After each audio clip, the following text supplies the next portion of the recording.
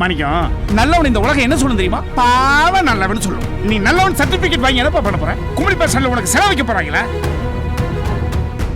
மனுஷங்க மிருகமா வாழ்ற இந்த சமூகத்துல நீயும் நானும் போராடி தான் வாழ்ந்தாகணும். மிச்சத்தை இந்த காடும் மலையும் பார்த்துக்கும். இங்க நான் வச்சதான் சட்டம், புரியுதா?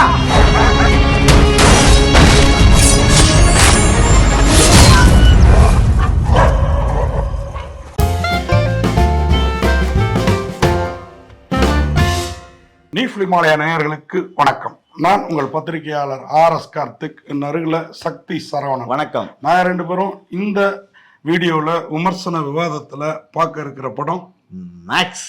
மேக்ஸ். மாசா மேக்ஸா? மாசும் சொல்லலாம், மேக்ஸும் சொல்லலாம். ஆமா, அந்த படம் மேக்ஸ் பேரு. நான் ஒரு மாசான படம், மாஸ் ஹீரோவுக்கான படம். 3 இடத்துல வச்சு இட்டவுன்னு சொல்லி தானு நினைச்சிருக்கான்னு தெரியல. தானு தான் தயாரிப்பாளர், கலைப்புலி தானு தான் இந்த படத்தை வந்து கன்னடம், தமிழ், மலையாளம், தெலுங்கு, ஹிந்தின்னு எல்லா மொழியும் தயாரிச்சிருக்கிறாரு. கிச்சா சுதீப் இங்க ரஜினி சூப்பர் ஸ்டார்ங்கிற மாதிரி அங்க அவரு ஒரு சூப்பர் ஸ்டார். ஓகேங்களா? அந்த ஊர்ல எல்லாம் யாரு வேணாலும் சூப்பர் ஸ்டார். ஓகேங்களா? இங்க வந்து விஜய் சூப்பர் ஸ்டார் அப்படின்னு போட்ட உடனே வம்புக்கு வந்தாங்களா, அந்த மாதிரி எல்லாம் வரமாட்டாங்க. அங்க வந்து கிச்சா சுதீப்பும் சூப்பர் ஸ்டார் தான், உபேந்திராவும் சூப்பர் ஸ்டார் தான், நம்ம இவரோட பசங்க ராஜ்குமார் பசங்க எல்லாருமே சூப்பர் ஸ்டார் தான். ஓகேவா? இதுல வந்து என்ன கதை அப்படின்னு பாத்தீங்கன்னா, நம்பவே முடியாத ஒரு ஹம்பக் கதை. ஆனா அத சீட்டு நுனியிலே உட்கார வச்சு நம்மள பார்க்க வச்சாரு பண்றது. அதுதான் சொல்றேன், அத சீட்டு நுனினாலே நம்புறதும் தாண்டி. ஆமா, நம்ம வந்து பின்னாடியே வரலங்க, வந்து சாஞ்சு உட்காரோன்னே சொல்லல, அடுத்து என்னன்னு பெப்பு கிரியேட் பண்ணதுனால இந்த படத்தை வந்து நான் மாஸ் படம்னு சொல்றேன். இந்த மாதிரி கதைகளை நம்மூர் சூப்பர் ஸ்டார்கள் தேர்ந்தெடுத்து நடிக்கணும். நம்ம ரஜினியும் பண்ணாரு ஒண்ணு, இந்த வேட்டைன்னு ஒண்ணு பண்ணாரு, விஜய்னு ஒண்ணு பண்ணாரு. என்ன படம்? ஏங்க அவளெல்லாம் வம்புக்கு இருக்கிறீங்க? நம்ம ஒரே வார்த்தையில முடிச்சிருவோம். நம்ம ஊர் சூப்பர் ஸ்டார். அதாவதுங்க ஒரு சூப்பர் ஸ்டாருக்கான கதைங்க அது. அதை சூப்பரா பண்ணிருக்காங்க. ஏன் நீங்க அவ்வளவு போறீங்க? காலா காபாலி எடுத்த தானு சார் தான் இந்த படத்தை எடுத்திருக்கிறாரு. தெரியாம எடுத்துட்டாரு, தெரிஞ்சு எடுத்திருக்காரு. இந்த படத்தே அன்னைக்கு சூப்பர் ஸ்டார் கதையா இருந்ததுன்னு அன்னைக்கு இந்த விஜய் கார்த்திகேயன் கிடைக்கல. கார்த்திகேயா அன்னைக்கு வந்து பாரஞ்சித் வராம விஜய் கார்த்திகேயா வந்து சூப்பர் ஸ்டாரோட இமேஜ் இன்னும் கூடி இருக்கும். இன்னொன்னு, இந்த கதையை போய் அவர் சுதீப் கிட்ட சொல்றப்போ கிச்சா சுதீப் ஒத்துக்கினாரு பாருங்க. ஓ நம்ம ஓகே, இந்த டைரக்டர் அனுப்புனது தானு சார் தான். 9 வருஷமா இவருக்கு ஒரு கால் ஷீட். ஓகேங்களா? இப்ப இன்னைக்கு பேசுறப்ப கூட சொன்னாரு கலைப்புலி தானு, நான் பண்ண கன்னட படம் எல்லா மொழியிலையும் பண்ணிட்டேன், கன்னடத்துல இப்பதான் முத பண்றேன். இவர் எல்லா மொழியிலையும் பண்ணது இல்ல, எல்லா மொழியிலையும் சூப்பர் ஸ்டார்களை வச்சு படம் பண்ணிருக்காரு. இப்ப இங்க கிச்சா சுதீப் வச்சு அதையும் பண்ணிட்டாரு. அதுவும் நல்ல இட்டு படம் ஆயிப்போச்சு. வந்து ஒண்ணுமே கிடையாதுங்க. சிஎம் ஆவறதுக்கு போட்டி போடுற 2 மினிஸ்டருங்க, அவங்க பசங்க தரிகட்டு ட்ரக் அடிச்சுட்டு காரை ஓட்டிட்டு வந்து போலீஸ்காரங்க மேலே விட்டு போலீஸ்கார பெண் போலீஸ் ஒருத்தியோட ஆடையை கிழிக்கிறாங்க. இதுல அன்னைக்குதான் பொறுப்பேற்றுக்கிறதுக்கு வராரு அந்த ஊருக்கு நம்ம கிச்சா சுதீப். வழியில பாக்குறாரு, டென்ஷனாகி வண்டியை திருப்பிட்டு வந்து அவனுங்களை அடிச்சு பிடிச்சி யாருன்னு பார்க்காம செல்லுக்குள்ளார போட்டுட்டு கிளம்புறாரு. திரும்பி வந்து பார்த்தா 2 பேரும் காலி. ஒருத்தன் அடிச்சுட்டு செத்ததா சொல்றாங்க. அவரு நம்பினாரா நம்பலையா, நம்மளையும் நம்ப வச்சாரா நம்பலையா, இல்ல என்ன உண்மையான கதை? இல்ல மினிஸ்டர் கிட்ட இருந்து பசங்களை எப்படி இங்க ஸ்டேஷன் மினிஸ்டர் பசங்கன்னா அடுத்த 10 நிமிஷத்துல போன் வருது. 2 பேரும் செத்து போயிருக்காங்க. போலீஸ் ஸ்டேஷன் உள்ளார செத்த நம்ம என்ன சொல்லுவோம்? இவங்கதான் அடிச்சு கொண்டுட்டாங்க. மினிஸ்டர் என்ன சொல்லுவான்? அத்தனை போலீஸ்காரனே அடிச்சு கொண்டுருவாங்க. இப்போ தலைவன் என்ன பண்றாரு? ஆக்ஷன்ல என்ன பண்றாரு? எப்படி அந்த டெத்தை மறைக்கிறாரு? இந்த மினிஸ்டர் கிட்ட இருந்து அந்த போலீஸ் ஸ்டேஷன்ல இருக்க 8 பேரையும் எப்படி 2 பெண் போலீஸ் உட்பட காவந்து பண்றாரு.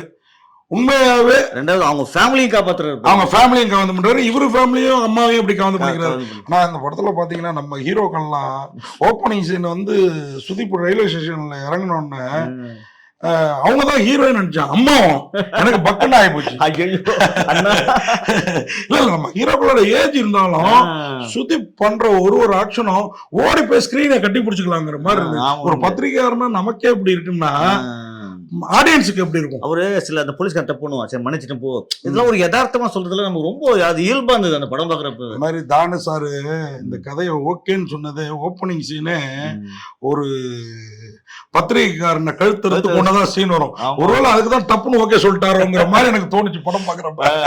நம்மள்ட்ட ரொம்ப பிரியமா இருப்பாரு. இல்ல அந்த பத்திரிகையாளர் தான் கடைசி வரையும் ஹெல்ப் பண்றான். இப்ப கடைசியில பிரஸ் மீட்ல போறீங்க, கடைசியில பத்திரிகைக்காரங்களை ஹைலைட் பண்ணிருக்காரு. எனக்கு வந்து என்னடா பத்திரிகைக்காரனை கொண்டுதான் ஓப்பனிங் சீன் இருக்கேன்னு தோணுச்சு. கிளைமாக்ஸ்ல பத்திரிகைக்காரங்க தான் சுதிப்பே குற்றமற்றவர்னு வெளியில வர்றதுக்கு காரணமாகும். அதனாலதான் நாங்க எல்லாரும் அந்த கிளைமாக்ஸ் எல்லாரையும், அதுவும் 2 மினிஸ்டர்களும், ஒருத்தர் சரத் லோகித்வாலா, இன்னொருத்தர் நம்ம ஆடுகளா நரேன், 2 பேரும் வில்லத்தனத்துல வில்லங்க முடிச்சவங்க. அதோட சுனில் சவுத் இந்தியா தாவா மொத்தத்தையும் கூப்பிட்டு பார்ட்டி கொடுத்துட்டு இருக்காங்க. அன்னைக்கு நடக்குது இந்த சம்பவம். ஆனா அந்த ஒரு நைட்டுக்குள்ள எப்படி யோசிச்சு போலீஸ் ஸ்டேஷனுக்கு 2 வழிதான் இருக்குது. ஆனா 3வது வழி ஒண்ணு கண்டுபிடிச்சு இந்த பாடியை மறைச்சு என்ன பண்றாரு சுதீப், எப்படி வெளியில வந்தாங்க அதுல இருந்து, அவனுங்களும் பேசினாலே கொள்றவனுங்க. அந்த 2 பேருக்கும் இப்படி ஒரு தண்டனை கிடைச்சது. ஒருத்தனை குத்திட்டு சத்தானோ இல்ல வேற யாரும் கொண்டாங்களோ அதை நீங்க படம் பார்த்துருந்தீங்க. அதுக்கு ஒரு வச்சாரு பாருங்க, அவனுங்க 2 பேரும் என்ன அயோக்கியத்தனம் பண்ணானுங்கன்னு. அதுல ஒருத்தனுக்கு ஒருத்தன் ஒரு அயோக்கியத்தனம் பண்ணிருப்பான் பாரு. நான் உன் தங்கச்சியே 15 வயசு தங்கச்சியே அண்ணோன்னுதான் அவனுக்கு உள்ளார சண்டை வரும். உள்ளார வேற லெவல் படம். கிச்சா சுதீப் இந்த கதையெல்லாம் விடுங்க ஜி, இது எல்லாத்துக்கும் மேல இன்னும் நமக்கு அவரோட அந்த பிரம்மாண்டத்தை விட்டு படத்துல பிரம்மாண்டம் இருக்கும், ஹீரோ கிட்டே ஒரு பிரம்மாண்டம். அதுதான் நம்ம ஹீரோங்கள் பண்றது வந்து நம்ம நம்பணும். இப்ப நீங்க சொன்னீங்கல்ல கிச்சா சுதீப் மறைக்க முடியல, ஒவ்வொரு 100 பேர் 200 பேர் அடிக்கிறாருன்னா நம்புற மாதிரி இருக்கு. அதோட அந்த நெருப்போட அந்த வேணும் கிளைமாக்ஸ் ஃபைட்டு எவ்வளவு done done done done done music போட்டு கொஞ்சம் சவுண்ட் ஜாஸ்தியா இருந்தாலும் இந்த மாதிரி சீனுக்கு சவுண்ட் தேவைப்படுது. அழகா பண்ணியிருந்தாங்க. அதான் நான் சொல்றேன்னா, ஒரே வரியில சொல்றதுன்னா, இந்த மாதிரி கதைகளை நம்ம ஊர் சூப்பர் ஸ்டார்கள் பண்ணோம். இந்த மாதிரி கதையில கிச்சா சுதீப் இல்ல எந்த ஹீரோ நடிச்சாலும் அந்த படம் ஹிட். தானு வந்து இத கிச்சா சுதீப் கொடுத்துருக்காரு. அவர் நம்ம ஊர் ஹீரோக்கெல்லாம் அதை சொல்லாமலா இருந்திருப்பாரு. என்னன்னா இன்னைக்கு அவர் அங்க படம் பண்ணல, அங்கேயும் படம் பண்ணி ஹிட் ஆயிடுச்சு. பேன் இந்தியா படமாவும் அது வெளியில வருது. இதுல பாருங்க, ஒரு ஹீரோயினே இல்லாம ஒரு ஹீரோங்க, அதுதான் அந்த படத்தோட ஹிட். வரலட்சுமி சரத்குமார் கல்யாணத்துக்கு அப்புறம் அந்த அம்மா நடிச்ச படம் பாக்குறேன். கல்யாணத்துக்கு முன்னாடியே நடிச்சிருப்பாங்க. ஆனா வில்லத்தனம் பாருங்க, ஒரு கிரைம் பிரான்ச் இன்ஸ்பெக்டர் போலீஸ்க்கு எதிராகவே அது வில்லங்க ஆட்கள்கிட்ட கைகூடிட்டு இருக்கிறது. இந்த பொண்ணா அப்படின்னு நமக்கு பதற வைக்கிறது, அந்த அது மோப்பம் பிடிக்கிறது, அந்த ஸ்டேஷன்ல நடந்த கொலைய அத இல்லாம பண்றது. அதாவது கண்ணால் பார்ப்பதும் போய் காதால் கேட்பதும் போய்ங்கிற சீன்ல வந்து அவங்க செம்மையா பிரில்லியன்ட்டா வரலட்சுமி சொல்லுவாங்க. மழை வரும் பாருங்க, சூல ரத்தத்தை தச்சுட்டு லேபுக்கு போறதுக்கு பிளான் பண்ணுவாங்க. வெளியில மழை நினைச்சு விடும் பாருங்க, தலையை உட்கார வச்சு டீ குடுக்குறது வேற லெவலுங்க. ரெட்டின் கிங்ஸ்ல என்ன தெரியல, உள்ள போனோம். ரெட்டின் கிங்ஸ்ல முடிச்சாச்சு. இளவரசு கரெக்டர் உருக்கம். இன்னைக்கு ரிட்டையர்ட் ஆக போற ஒரு நாள் நைட்ல நடக்கிற கதைங்க மொத்த கதமும். நாளை காலையில ரிட்டையர்ட் ஆக போறாரு இவர். அன்னைக்குதான் பதவி ஏற்க வர்றாரு அந்த ஊருக்கு இன்ஸ்பெக்டர். 8 இளவரசு. இவரும் பேரு கெடுத்துட கூடாதுன்ட்டு இவர் பாடுபடுறாரு. அவரை வந்து கரெக்டா பயன்படுத்துங்க. இளவரசெல்லாம் உண்மையா நடிப்பு. இளவரசு நிறைய படத்துல பண்ணிருக்காரு, இதுல நச்சுன்னு இருக்காருப்பா.